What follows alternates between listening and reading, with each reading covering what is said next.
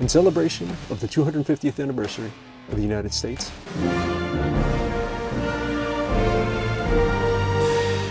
and also this being my first video, today we're going to create the most accurate and informative American flag. Ishq. Hello, I'm M. Zapata, and welcome to my channel. These are the tools that you're going to need. You're going to need tape, a ruler, a paintbrush, an eraser, watercolor, an X-Acto knife, a paintbrush for your watercolor, pencil, stickers, and 9x12 watercolor sketchbook. First, what we'll do is grab the paper that we're going to be using. Make sure you grab your ruler. Once you have your paper laid out, first thing you're going to do is you're going to measure. There's going to be a lot of turning around and flipping and so on. Stay with me. Somewhat to the middle of the page, and you're going to measure 4 7/8, which is here. I'll show you a description so you can see what it looks like. You're going to do it in 2 spots. You're going to do somewhere in the middle, and then you're going to do it again, kind of right on the edge, about here. Now what you can do is turn it back, and those 2 lines. So you have your line right there. So the next thing you're going to do is you're going to measure from the left-hand side, starting there from 0 to here, 6 inches. Then you're going to do the same thing over at the top again, 6 inches. And right here, you will draw and make your line. Right here, you have your rectangle that's going to have your stars for the 50 states. So know that you have your 4 7/8 line from here to here, and you have your 6 inches from here to here. The next thing you're going to do is you're going to make the individual spacing for the stars. The next thing we're going to do is we're going to measure out a 1/2 inch starting from this side. 1/2 inch here, 1/2 inch, 1/2 inch. And again, this is not for accuracy. Now you're going to repeat the same thing at the very top. 1/2 inch, 1/2 inch. Right there, you have your 1/2 inch. The way this is going to look, it's going to look very engineered, but that's kind of the purpose of this, is to make it look as accurate as it would on the American flag. But we also want to kind of give it that engineered look. So then when you look at it, you see all the steps that you took to get from point A to point B. And it gives it a little bit more character as well. What I would recommend to do at this point is at the top where the space is, mark these numerically. So you do this one as 1, 2, 3, 4, 5, 6, 7, 8, 9, 10, 11. So you should have 11 lines from left to right. The next thing you can do is repeat the same thing of doing 1/2 inch across the way on this side. So starting from here, from 0, starting here, 1/2, another 1/2, and just keep on going. Obviously, looking right here, this is not an equal 1/2, but it will all start making sense once you see what we're doing. And then do the same thing down here. And it's okay if you go, if the lines aren't exact, because that's the whole purpose of this. We're not here to make this look like it was done by a computer. We want to make sure that it shows that it was done by hands. It shows that a ruler was used, because it, again, like I said, it just gives it character. Seeing all these little things, even if it has a little bit of flaws, it really does make it stand out a little bit more. And also make it genuinely makes it yours. You do the same thing here, is where you could flip this. From this side, you could do 1, 2, 3, 4, 5, 6, 7, 8, 9. So you should have 9 lines from here to here. And you should have 11 lines from here to here. Now, what we're going to wind up doing is put in the ruler and making our lines. But yet again, like, see how some of my lines, they're not going to be super exactly apart. They're not going to be exactly spaced out equally. That's the reason why we're doing it this way, because it gives it that much of a hand-drawn or illustrated by a human feeling. Right now, at this time, this is what you should have. You should have a grid. The grid that we just made is where the stars will be going. But we're not drawing the stars in. And this is what we're going to do. We're going to circle where the stars are going to be. But the way that we're doing this is with odd and even numbers. And I'll explain in a second. An odd number lands between 1, 3, 5, 7, 9, and 11. The even numbers obviously are 2, 4, 6, 8, 10. So what we're going to do is we are going to start with the first 30 stars. The reason that we have this set up this way and why I say even and odd numbers is because we're going to be using odd numbers first and then even numbers. And the first stars we're going to do are going to be the first 30 stars.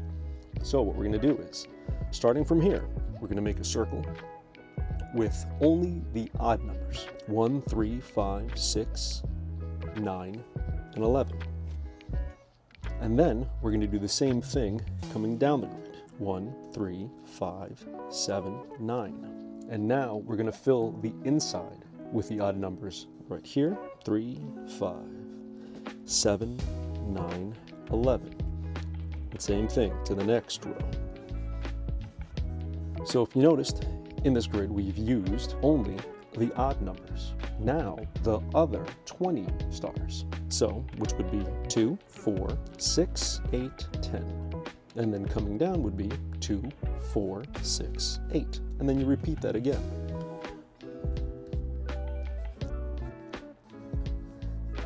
We now, in this grid, have 50 circles that represent the stars. And the reason that they're set up this way is because then they could have the flow and the look of how the stars are on the American flag.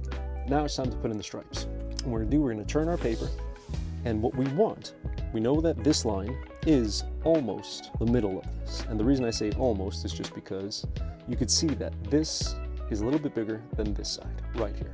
So what we're going to do is we are going to measure, starting from this corner here, we're going to measure 11/16. So 11/16 of an inch through our first line and just keep on repeating. Almost the same thing, like a grid, but we're not making a grid.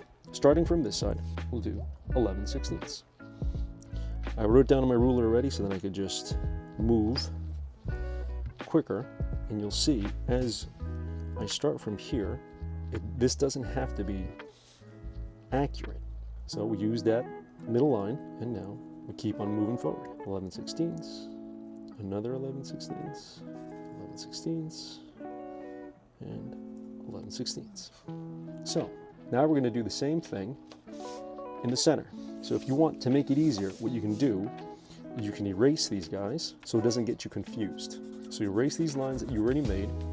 And again, even if you erase a little bit of things, that is perfectly fine because we're going to be covering this up. So, starting from here, we could use this middle line as our reference point. So again, 11/16. If I don't erase that line. But again, if it does, not a big deal. What I'm going to actually wind up doing, I'm going to make it down here. 11/16. A little bit bumpy here, I'm running out of space, but it's perfectly fine. The lighting that I have for this to shine is kind of in the way. And also, give me 1 second, I'm not using one of my tools. I would recommend, when doing any pencil work and erasing, buy yourself just the dollar paintbrush.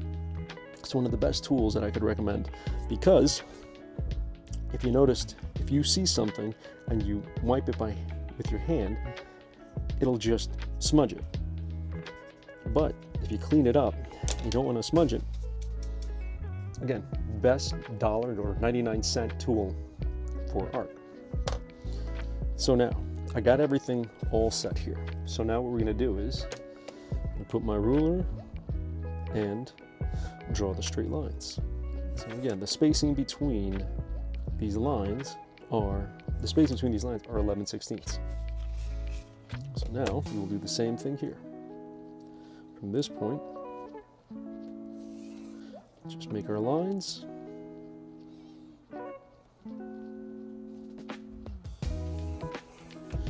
And one more right at the end. All right, now you can start seeing the American flag. You start seeing this is where the stars go, this is where the stripes are. So what I would recommend, so at least it's easier for you, would be to, I'm a visual person. So What I would recommend would be just to lightly, and again, all this stuff, you can lightly erase everything as you're doing your final coloring of it. But what you can do is, because you know it's red and white, and it's constant, it's candy cane. What I would recommend is you can just do a light R, you do W, R, W, and you do the same thing, because the flag at the very top starts with the red, ends with the red. So no matter which side you start on, if you want to start from this side, R, W, R, W, R, W, R, W, R. There you go. You have 13 stripes from top to bottom. 50 states, 13 stripes. So this is where you can kind of make it interesting. And this is what I kind of want to do. Instead of just leaving it like this, giving a color, and the reason I say let's make this interesting is because we also want to be informative. We know that these are the 50 states. We're very aware of that. We know that these are 13 stripes, and they're supposed to represent the 13 founding colonies. One of the things, to give it the informative side of things, is that what we're going to do is we're going to put the name of each colony and the year that it was founded. So from top to bottom, we will start with the first one. And the first one was Virginia. I had to write this down because when I created this originally, I was trying to figure out the best way to show how to create this and how to make it coherent. The next colony would be Massachusetts. And that was in 1620. And the next one would be New Hampshire. And that would be 1623.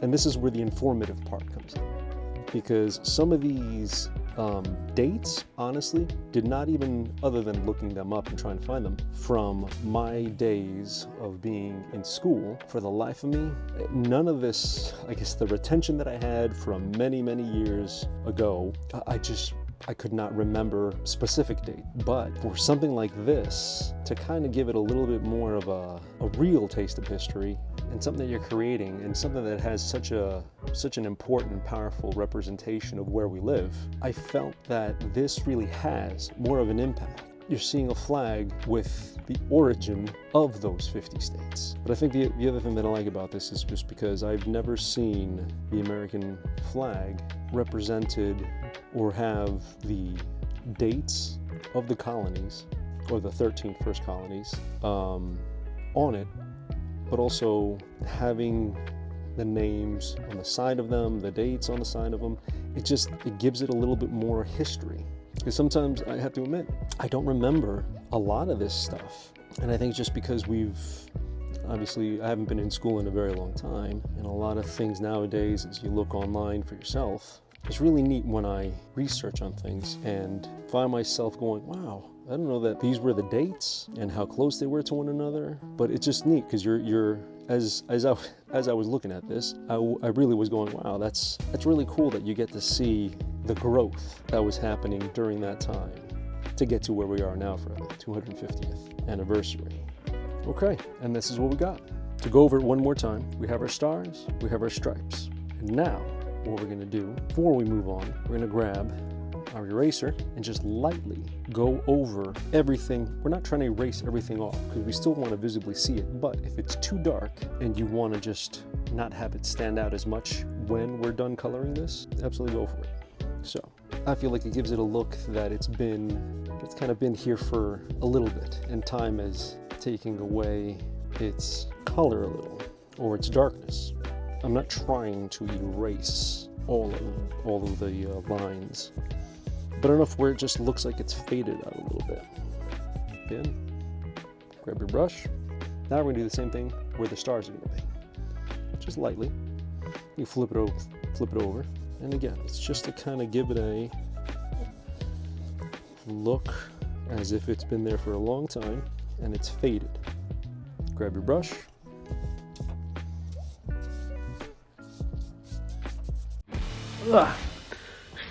Thank you for watching part 1 of this video. I am currently right now watching the World Cup in my Argentina gear, but also I'm kind of the intermission. That's pretty much what I am. I'm the intermission between this video, and hopefully you'll click on the next video to watch, and you'll see the breakdown of what I did for the coloring to give it the beautiful colors that it has.